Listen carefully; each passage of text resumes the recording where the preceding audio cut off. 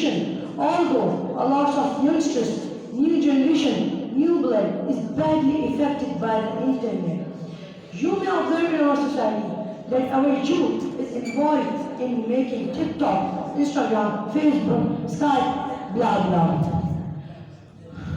I strongly boycott that our youth should stop or ban playing PUBG because it is damaging our society.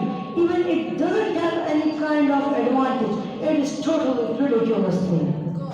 Respected jury, new generation has the addiction of the internet, which is damaging their mental health, physical health, and mental health too. For Allah's sake, don't use it in a negative way. It is a slow poison which is being injected.